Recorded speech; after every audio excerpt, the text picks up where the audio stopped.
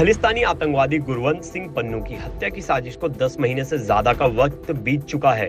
इस बीच अमेरिकी जांच एजेंसी FBI यानी फेडरल ब्यूरो ऑफ इन्वेस्टिगेशन ने पन्नू की हत्या की इन्वेस्टिगेशन को लेकर बड़ा खुलासा किया है। FBI के मुताबिक पन्नू की हत्या की साजिश रचने में एक भारतीय नागरिक का हाथ है। इतना ही नहीं, जो भारतीय नागरिक पर यह आरोप लगाया गया है वो भारतीय नागरिक रॉ का पूर्व अधिकारी है।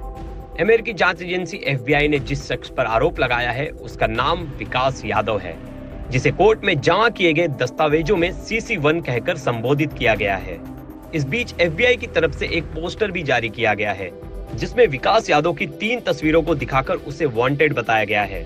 विकास यादव पर हत्या की साजिश रचने और मनी लॉन्ड्रिंग जैसे गंभीर आरोप लगाए गए हैं।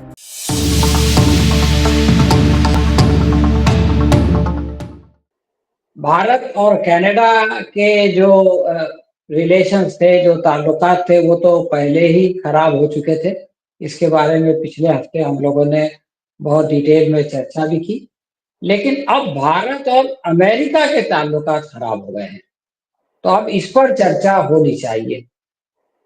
असल में जो पिछली बार बात हुई थी उसको मैं थोड़ा सा दोहरा दूं कि निज्जर की जो हत्या हुई, तो निज्जर की हत्या के बारे में जो यहाँ पर निखिल गुप्ता नाम के आदमी को हायर किया गया था, वो उसने एक FBI के शूटर को गलती से हायर कर लिया।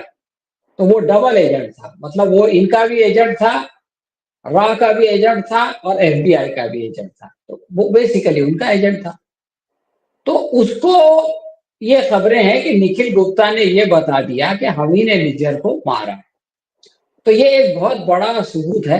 और दुनिया में 5 देश ऐसे हैं, 5I कहलाते हैं, जिनके अंदर आपस में जो इंटेलिजेंस है वो लोग एक दूसरे के साथ शेयर करते हैं। तो उसमें कनाडा है, अमेरिका है, न्यूजीलैंड है, ऑस्ट्रेलिया है और UK यानी बर्तानिया। तो बहरहाल वो इंटेलिजेंस जो US में थी वो फौरन कनाडा पहुंच गई। तो इस मामले को अमेरिका ने बहुत ज्यादा सीरियस ले लिया।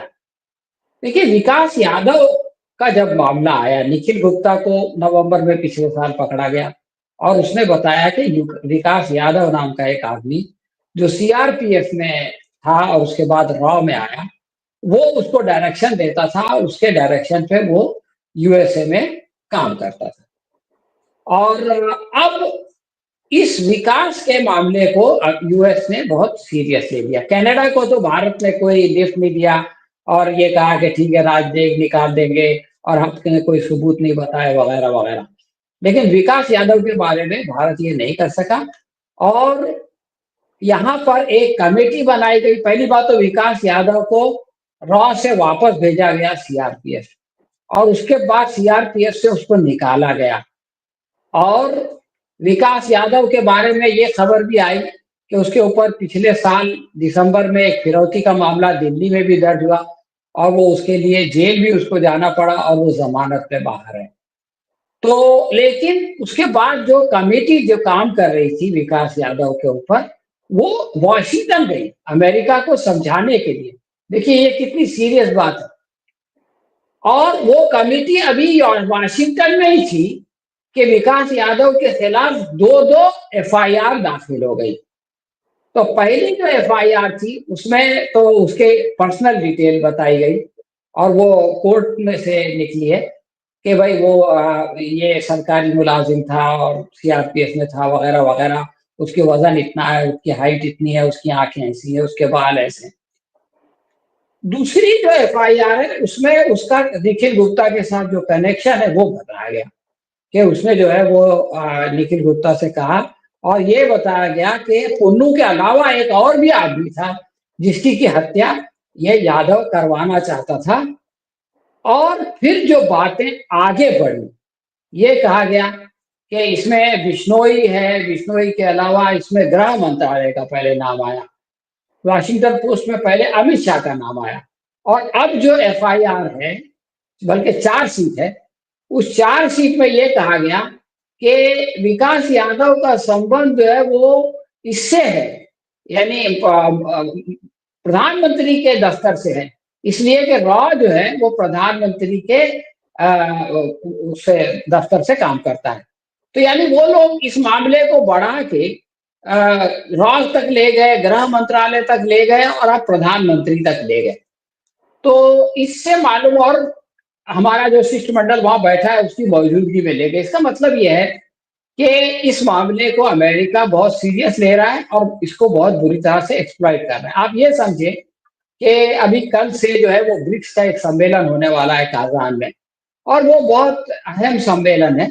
उसके अंदर ब्रिक्स के पहले 5 जो है वो देश थे, अब और 5 देश बढ़ चुके हैं। अभी ब्रिक्स में कुल मिला के 10 देश है। दुनिया की 38% आबादी और 40% जो है वो इकोनॉमी आज जो है वो ब्रिक्स के अंदर में है। अब 37 और देश ऐसे हैं जो कि ब्रिक्स में शामिल होना चाहते हैं, और अब वो लोग इस पर गौर कर रहे हैं कि हम अपनी करेंसी बनाएंगे। अगर ब्रिक्स अपनी करेंसी बना लेता है और ये सारे देश आपस में बगैर डॉलर के कारोबार करना शुरू कर देते हैं, तो आप समझ लीजिए कि जो वेस्ट का प्रभुत्व है वो खत्म हो जाएगा। इसलिए कि वो लोग उसी की बुनियाद पर सारा लोगों को ब्लैकमेल कर रहे हैं और सारे लोगों को एक्सप्लॉइट कर रहे हैं। तो ये एक बहुत बड़ा डेवलपमेंट है जो कि बिल्कुल अब करीब पहुंच गया है। तो ऐसे में अमेरिका को चिंता तो है, लेकिन अमेरिका का जोर जो है वो किसी पे चल नहीं रहा है। चीन पे नहीं चल सकता, रूस पे नहीं चल सकता, ब्राजील पे नहीं चल सकता, ईरान पे नहीं चल सकता। बाकी दो अमारात हैं, सऊदी है, इस पे थोड़ा बहुत चलता है, लेकिन ये बहुत ज्यादा सिग्निफिकेंट नहीं है। तो ब्रिक्स में जो 5 पहले कंट्री थे उसमें एक भारत था। तो मेरा ये ख्याल है कि भारत पर दबाव बनाने के लिए, ताकि वो जो है वो कोई ऐसा फैसला न करे जो कि अमेरिका के हितों के खिलाफ हो, अमेरिका ने ये विकास यादव के मामले को बहुत ज्यादा आगे बढ़ा दिया है और एक पोस्टर भी निकाल दिया जिसपे लिखा हुआ है विकास यादव मोस्ट वांटेड। और ऐसा आज तक भारत की इतिहास में कभी नहीं हुआ था। ये जो मोदी जी हमेशा कहते हैं कि 70 साल में जो नहीं हुआ वो हमने कर दिया, तो मोदी जी के कार्यकाल में ये हो गया कि भारत का एक आदमी जो कि जिसको अभी निकाला गया है, लेकिन जिस वक्त ये कांड हुआ उस वक्त वो सरकार में था, वो जो है वो दुनिया के मोस्ट वांटेड की लिस्ट में आ गया। तो ये बहुत सीरियस डेवलपमेंट है इस हफ्ते का। इसके अलावा बाकी 3 खबरों के बारे में मैं 2-2 जुमले कहना चाहता हूँ।